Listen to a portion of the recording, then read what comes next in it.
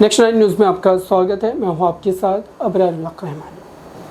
दर्शकों, लोकसभा चुनाव के दरमियान आखिरी चरण से थोड़े कुछ दिन पहले ही जो एक बवाल होता है और ख़ास करके उसमें नाम आता है आम आदमी पार्टी के राष्ट्रीय संयोजक अरविंद केजरीवाल का।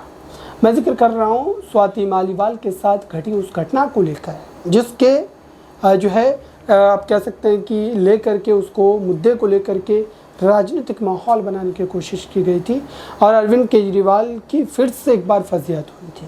हालांकि इस बात में सच्चाई क्या है वो भी मैं आपको बताऊंगा और इसको लेकर के अब क्या बड़े खुलासे हो रहे हैं दर्शकों वो भी आपको सुनने को मिलेगा। लेकिन आप इतनी बात समझिए कि आखिरकार इस लड़ाई और इस पूरे जद्दोजहद के पीछे क्या स्वाति मालीवाल का भी कोई मकसद तो नहीं है। दरअसल देखिए, जब अरविंद केजरीवाल के घर में जाती हैं वो बिना परमिशन के जाती हैं, बिना अपॉइंटमेंट के जाती है, जाहिर सी बात है कि जब ये थप्पड़ कांड को लेकर के उनका खुलासा होता है मीडिया के सामने आकर के, हालांकि इस खुलासे को लेकर के वो किसी भी तरीके के ठोस सबूत को अब तक पेश नहीं कर पाई।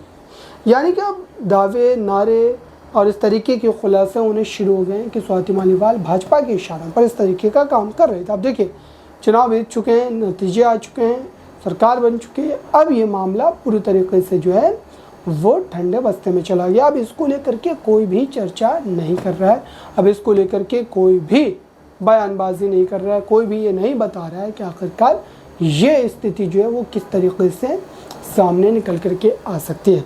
हालांकि इसको लेकर के कई तरीके के सवाल है दर्शकों, इसको लेकर के कई तरीके के पक्ष हैं और आम आदमी पार्टी ये कह रही है कि वो भाजपा के इशारों पर काम कर रही है, लेकिन स्वाति मालीवाल का दावा है कि उनके साथ इस तरीके की बदसलूकी, इस तरीके की ज्यादती हुई थी।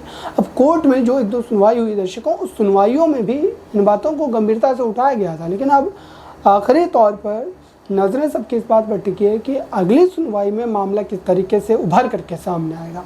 आपको क्या लगता है, किसकी गलती है, कौन राजनीतिक षड्यंत्र रच रहा है? कमेंट बॉक्स में ज़रूर बताएं। जुड़े रहे नेक्स्ट 9 न्यूज़ के साथ।